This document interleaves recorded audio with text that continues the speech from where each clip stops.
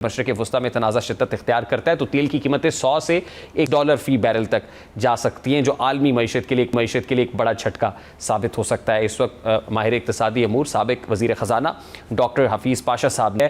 السلام علیکم ڈاکٹر صاحب، بہت بہت شکریہ، thank you very much for joining us.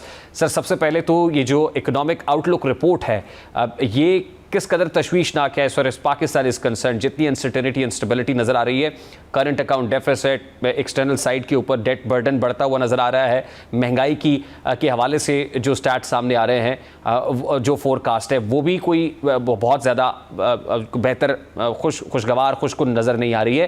How do you see this economic outlook report sir? بسم اللہ الرحمن الرحیم۔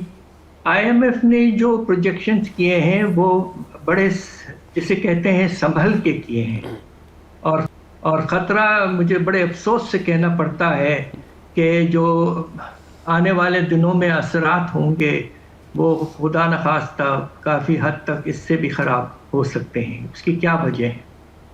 سب سے پہلے شرح نمو پہ آ جائیے، جس کو انہوں نے کہا ہے کہ 3.5% تک گر جائے گا، جبکہ 4% کے اوپر ہو سکتا تھا۔ ہمیں خطرہ یہ محسوس ہو رہا ہے کہ ہمارا زرعی شعبے میں فرٹیلائزر کی نمایاں طور پر کمی پیدا ہو گئی ہے، اور آنے والے فصلوں میں استعمال بہت کم ہوگا، قیمتیں آسمان تک چڑھ جائیں گی فرٹیلائزر وغیرہ کی، اور اس کے نتیجے میں جو ہمارا کراپ کا ایلڈز ہیں وہ کم ہو جائیں گے، تو ہمارا زرعی شعبہ بہت بری طرح سے متاثر ہوگا۔ دوسری طرف سپلائی چینز کا آپ نے جو ذکر کیا کہ جس میں شارٹیجز پیدا تیل میں ہو سکتی ہیں، گیس وغیرہ میں، تو اس کے نتیجے میں اب آپ آلریڈی دیکھیے کہ میں لاہور میں رہتا ہوں اور اس وقت لاہور میں لوڈ شیڈنگ ہو رہی ہے۔ یہ بہت عرصے کے بعد ہم نے دیکھا ہے، اور رات میں 3-4 مرتبہ ہونا شروع ہو چکی ہے، تو آلریڈی اس کا اثر نظر آ رہا ہے۔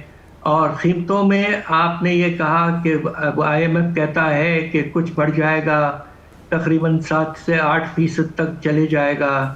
آپ کو تو سن کے شاید اس کا خبر ضرور ہوگی کہ ہمارا سینسٹیو پرائس انڈیکس جو ہے وہ 12% کے اوپر جا چکا ہے، اور اس میں یہ بہت سے نتائج نظر آ رہے ہیں۔ تو خدا نخواستہ امکانات یہ ہیں کہ شاید افراط زر کی رفتار ڈبل ڈیجٹ تک یقیناً چلے جائے گی، اس سے لوگوں کو بہت نقصان ہوگا۔ اور آخری بات جو ہے کرنٹ اکاؤنٹ کی، انہوں نے جو کہا ہے وہ بھی انڈر ایسٹیمیٹ کیا ہے۔ صرف تیل کی قیمت ابھی بھی جو کم ہوئی ہے $95 فی بیرل پہ آ گئی ہے، جبکہ جنگ شروع ہونے سے پہلے یہ 70 سے نیچے تھی، تو اس میں تقریباً 40% کا اضافہ ہوا ہے۔ اور ہمارا جو امپورٹ کا بل ہے تیل کا وہ $14 ارب ہے، تو اس کے نتیجے میں آپ صرف ایک آئٹم کی وجہ سے $4 سے $5 ارب کا اضافہ ہو جاتا ہے ڈیفیسٹ میں، اور دوسرے جو ہم درآمدات کرتے ہیں آئٹم، ان کا ٹرانسپورٹ کاسٹ، انشورنس کاسٹ وغیرہ سب بڑھ جائے گا، اور اس کے نتیجے میں اور بوجھ پڑے گا ہمارے درآمدات پر۔ تو نتیجہ یہ کہ میرا اپنا اسٹیمیٹ یہ ہے کہ شاید ہمارا تجارتی خسارہ کرنٹ اکاؤنٹ ڈیفیسٹ جو ہے وہ تقریباً 2% یعنی کہ $10 ارب تک خدا نخواستہ پہنچ سکتا ہے۔ بڑی الارمنگ اور تکلیف دہ نمبرز ہیں سر ایٹ دا سیم ٹائم، اور ظاہر ہے کووڈ کے بعد پوسٹ کووڈ ہماری اپنی اکانومی اسٹیبلائزیشن موڈ کی طرف تھی کہ کسی طریقے سے کوئی بہتری کی طرف جایا جائے، لیکن اس کے بعد یہ جو ہٹ ہوا ہے اب جیسے آپ کرنٹ اکاؤنٹ ڈیفیسٹ کی بات کر رہے ہیں، پھر ظاہر ہے ایکسٹرنل سائڈ کے اوپر ہمارا ڈیٹ برڈن بھی ہے، ہم آئی ایم ایف پروگرام کے اندر بھی ہیں، ریزروز کے اوپر بھی پریشر پڑے گا، پھر آپ نے ایس پی آئی کہا کہ ظاہر ہے بہت تکلیف دہ بات ہے کہ 12% سے اوپر چلا گیا ہے، اب سی پی آئی کی کیا سچویشن ہوگی سر؟ سی پی آئی بھی ڈبل ڈیجٹ پہ جائے گا کچھ مہینوں میں، مجھے بڑے افسوس سے کہنا پڑ رہا ہے۔ اور اس میں دیکھیے بات یہ ہے کہ اس کے 2 اثرات ہوتے ہیں۔ ایک تو تیل کی قیمت جو ہے، موٹر اسپرٹ اور ہائی سپیڈ ڈیزل، ان کی قیمتیں بڑھائی گئی ہیں، اس کے نتیجے میں کنزیومر پر ڈائریکٹ امپیکٹ ہوتا ہے، جبکہ وہ یا تو گاڑی چلاتے ہیں یا موٹر سائیکل وغیرہ۔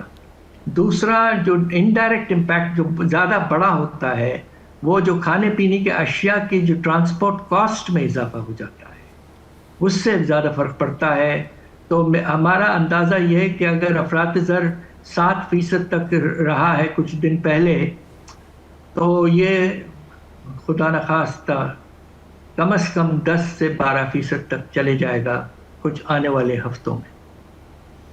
ڈاکٹر صاحب ہمارے پاس اب یعنی حکومتی سطح پر کرنے کو کیا ہے؟ یہ ایک پریمپٹیو میجر ہے، ایک طرف تو آسٹیرٹی ڈرائیو شروع کی گئی اور پھر اس میں ورک آورز کو کم کیا گیا، ورک فرام ہوم شروع کیا گیا سرکاری دفاتر کے اندر بھی۔ اب یہ جو لوڈ شیڈنگ شروع ہو گئی ہے، کیا یہ بھی one of the pre-emptive measures ہے، یا آپ کو لگتا ہے کہ اب ہمارے پاس جو انرجی کرائسس یا فیول کرائسس کا سلسلہ وہ شروع ہو گیا؟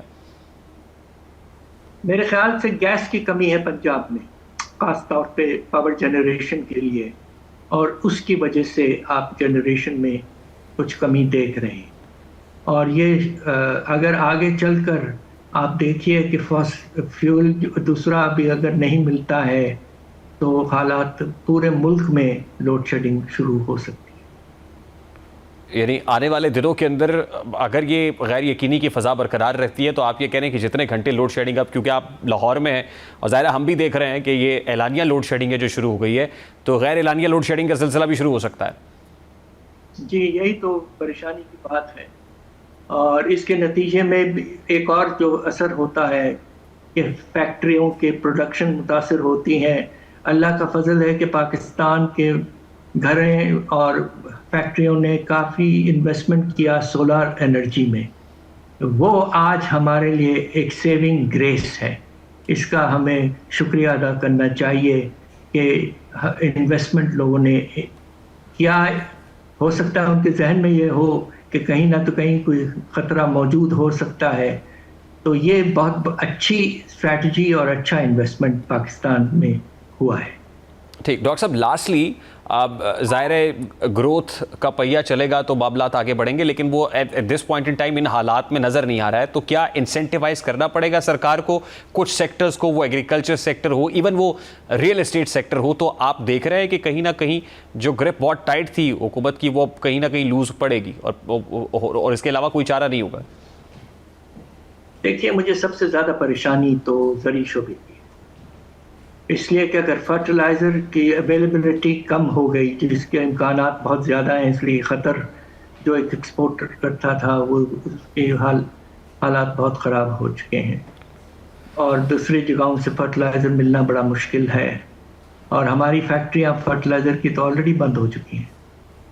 تو نتیجہ یہ ہے کہ زرعی شعبے کو کسی نہ کسی طریقے سے پروٹیکٹ کرنا بہت ضروری ہے۔ اس کے نتیجے میں پاکستان میں فوڈ انسیکیورٹی پیدا ہو سکتا ہے، اور اس کے نتیجے میں بے شمار اضافہ قیمتوں میں ہو سکتا ہے۔ آپ کو یاد ہوگا 2022-23 میں جب اسی طرح کی کرائسس آئی تھی تیل کی قیمتیں بڑھنے کی، تو افراط زر کی رفتار 30% تک چلی گئی تھی، اور کھانے پینے اشیاء کی قیمتیں 40% تک بڑھ چکی تھیں۔ تو ہم نے ایک دیکھا ہے جو اتنے برے اثرات ہوتے ہیں، وہ اس وقت ہوا تھا کہ جنگ شروع ہوئی تھی یوکرین اور رشیا میں، آج امریکہ اور اسرائیل اور ایران میں جنگ چل رہی ہے۔ یہ پوزیشن